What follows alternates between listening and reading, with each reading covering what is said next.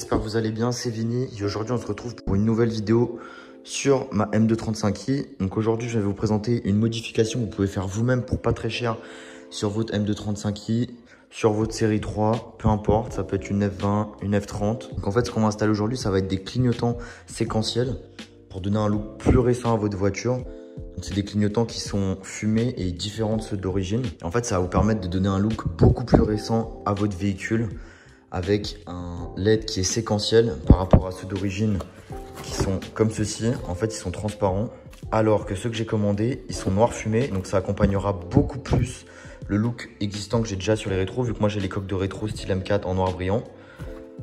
Ça va lui donner un look beaucoup plus sympa. Donc en fait, comme vous pouvez voir, moi j'ai déjà la coque de rétro style M3 M4 qui donne un look plus agressif, mais j'ai encore le clignotant d'origine qui est transparent. Donc comme on peut voir, le tout est pas uni, et quand je déverrouille et verrouille la voiture, en fait c'est juste un clignotement. Vous voyez? Et en fait avec ceux qu'on va installer, donc ils vont être noir mat, donc en fait ça va faire vraiment quelque chose de tout uni, et en fait on aura un petit défilement qui est beaucoup plus sympathique. Donc voilà, donc dans cette vidéo je vais vous montrer comment les installer. Ça devrait être ultra rapide, en 20 minutes on devrait avoir fini les deux côtés, vraiment super simple. Donc, tous les liens seront dans la description pour faire ce montage chez vous à la maison. Donc je vous mettrai le lien des coques de rétro noir brillant, ainsi que les clignotants noirs. Donc ce qu'il vous faut, il vous faut les clignotants. Donc ils viennent déjà avec un petit outil plastique pour enlever le miroir, mais moi je vous conseille pas d'utiliser celui-là parce qu'il est très fin et il y a risque de casser la glace. Donc moi j'ai commandé un kit sur Amazon pour même pas 10 € avec des spatulettes plus larges pour soulever la vitre miroir.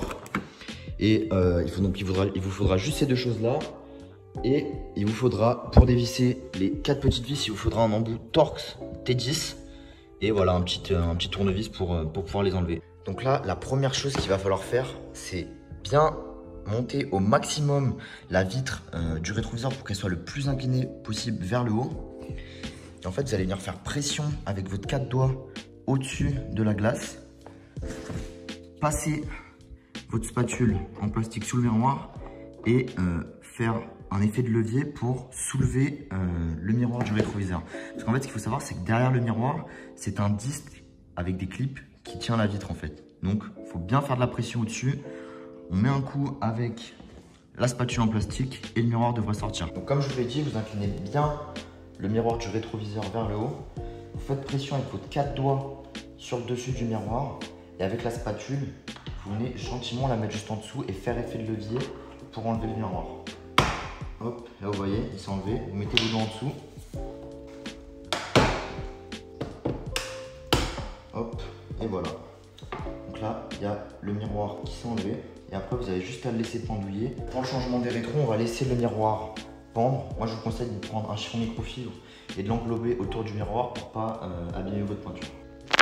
Comme je vous l'ai dit, en fait, c'est un disque qui tient tout le miroir. Il y a juste à faire effet de levier et il va se détacher petit à petit du cercle. Donc la prochaine étape, c'est d'enlever la coque de rétro noir brillant. Puis on aura 4 vis à enlever en tout pour pouvoir accéder au système du clignotant et changer le clignotant. Donc maintenant, ce qu'il faut faire, c'est enlever la coque noire. Donc il y a 3 clips. Il y en a un ici et un ici. Et en fait, vous voyez à chaque fois, vous avez 2 petits clips. Il faut juste faire pression, donc les serrer l'un et l'autre comme ceci. Et pousser en même temps. Ça va les enlever de ces petits trous là et vous aurez juste à tirer vers vous. Attention de bien les serrer et pousser vers l'arrière parce que sinon vous risquez de casser un des 2 clips.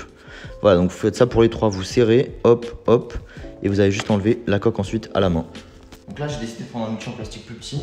Ce que je vais faire, c'est que je vais pincer avec ma main gauche les 3 petits clips que je vous ai montré juste avant et je vais faire levier avec le clip. Donc là de ce côté en fait il est déjà sorti. Donc là il est sorti de ce côté et il reste que.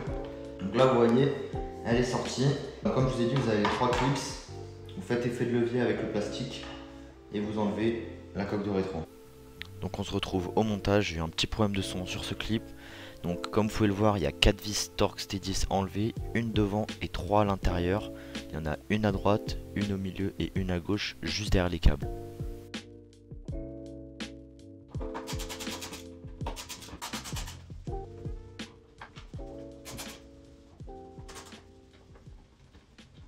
Donc une fois que les 4 vis sont enlevées, vous avez juste à tirer vers vous. Voilà.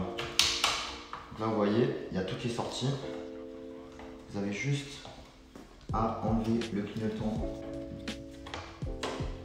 Hop, voilà. Vous débranchez la prise. Hop, c'est bon. Vous prenez le nouveau pour brancher directement la prise comme vous venez l'enlever de l'autre. Hop, c'est bon. Vous remettez le tout bien.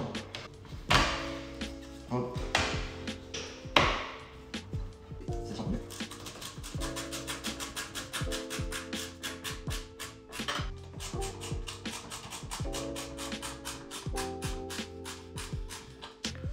Une fois que vous avez remis toutes les vis en place, donc on peut voir que là le clignotant est bien aligné, tout ok, vous vérifiez une dernière fois. S'il faut, avant de remettre, il faut vérifier qu'il est bien branché. Là on peut voir qu'il fonctionne. Vous prenez la coque de rétro, vous avez les 3 clips comme je vous parlais. Vous les alignez bien et vous les enfoncez et ça devrait rentrer sans problème. Donc, hop. Non, c'est bon, vous voyez, il est bien mis, il ne reste plus qu'à mettre le miroir. Et pour le miroir, dernière étape, c'est pas bien compliqué, vous le reprenez, vous l'alignez bien, une fois qu'il est en place, vous avez juste à appuyer. Et là c'est bon, il est bien en place. Donc voilà le look fini. Franchement, ça fait toute la différence, quoi. Je trouve ça super joli, sachant que maintenant le rétroviseur est tout noir vraiment. C'est uni, ça lui donne un autre look, quoi. Avec les jantes noires, etc. Franchement la voiture, elle est vraiment en train d'être de plus en plus comme je le souhaite. Je lui mets bientôt les vitres teintées. Ça va lui donner un look encore plus agressif. Et voilà, cette installation très simple se termine. Donc installation de clignotant défilant et de coque de rétroviseur style M3, M4. Donc voilà, c'est des clignotants qui ont été commandés sur Amazon et franchement j'en suis très content pour le prix, c'est vraiment un tarif imbattable et c'est une modification très subtile mais qui donne un look super esthétiquement à votre véhicule.